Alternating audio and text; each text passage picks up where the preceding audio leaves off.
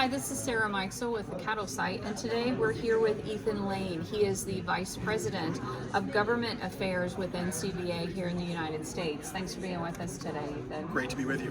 Very good. Tell me a little bit about NCBA's view of some of the cattle marketing issues that are going on right now in the U.S. NCBA sits in a really unique position because we have state affiliates from coast to coast, right? Right. We have cow-calf affiliates, we have feeder affiliates. We have such a broad spectrum of producers that are producing cattle around the country in different ways that we really sit at the intersection of all of these different takes on what to do with the spread that we've seen over the last couple of years, the disparity between packer margins and producer margins on cattle. We've had policy for years on this range of issues, and that has allowed us to engage in a lot of these conversations up on the Hill, whether it's the creation of a cattle contract library, whether it's adding more transparency tools for producers, looking at carcass weights and delivery windows, the cattle marketing mandates that are being contemplated as well. We've long had policy opposing government mandates that restrict a producer's ability to choose the best marketing method for them, but we have a lot of affiliates that also feel very strongly that this is different and that we need to do something, and the government needs to do something about the lack of price discovery in the thin cash markets in some regions. Right. So, as we've engaged in these hearings, as we've engaged members of Congress and senators on this, that's really been our message, right? Is we're bringing you a message of conflict in the industry. We have, we have half the industry on this side saying, don't mess up the market that I've built over the last 30 years, and we have the other side saying, give me access to a market that works for me like their market's working for them. Yeah. And so trying to balance those two is what we do around here. We don't make up policy in Washington, D.C. We take policy from our grassroots membership around the country. So sitting in a meeting like this week, this is where the rubber meets the road. This is where we're going to get refreshed guidance from our members, all of them, on which direction they want us to go in engaging in those conversations. And we've done 5 hearings on Capitol Hill on cattle markets, and I don't think we're done yet.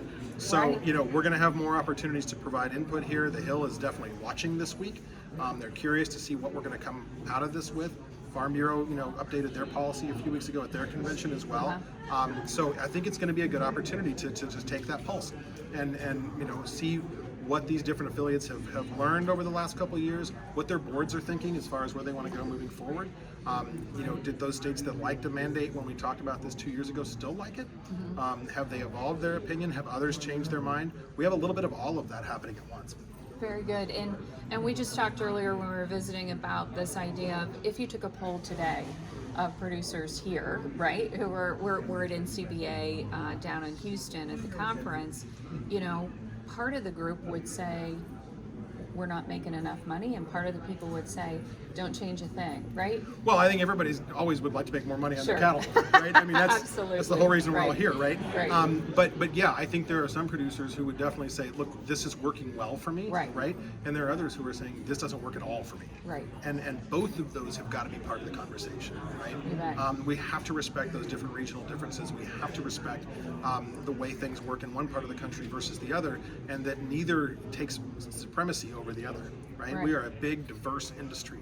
People make money in this industry producing cattle in ways that work on the landscapes they're operating on and in the economic environments that they're operating in.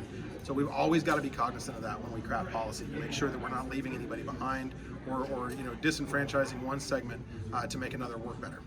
Very good, and it seems, it's been obvious that this has even caught the attention of President Biden, right? He's making statements about this, and it's not that it's unusual, I should say, from my perspective, that the president is talking about agriculture. It is, and he's made multiple statements on right? And they've had some town halls and roundtables, and this is clearly something that they're heavily invested in. There are a lot of challenges with inflation throughout the economy, right, and escalating prices.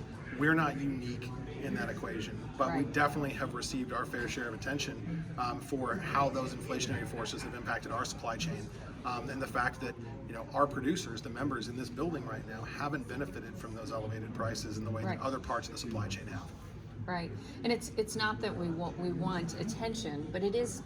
I think it does help people understand where their food comes from when these discussions come up, right? Oh, absolutely. Any chance we get to help the American people understand what a great story we have to tell Right. about where their beef comes from. You know, you hear anti-animal rights activists and others talking about factory farming.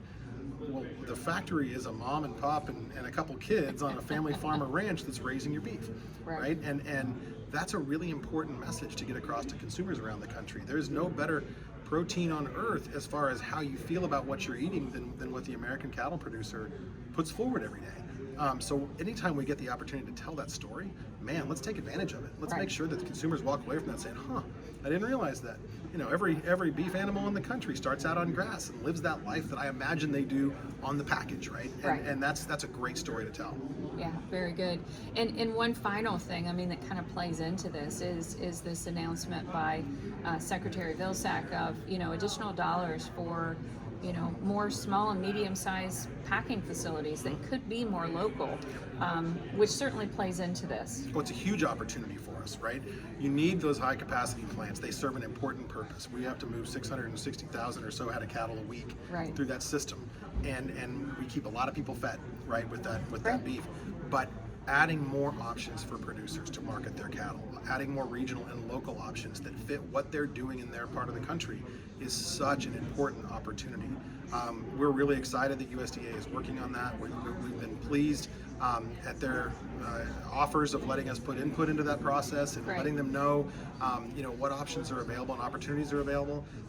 You know, we look forward to continuing that conversation, and we look forward to seeing what develops from it. You know, new opportunities for producers, new facilities, new producer-owned facilities, expanded facilities.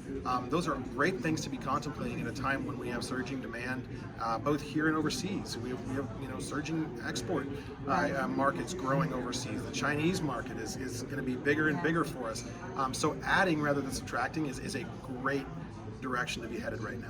Yeah, it's a great place to be. So, very good. Well, thank you so much for all your time today, Ethan. Matt, thank you.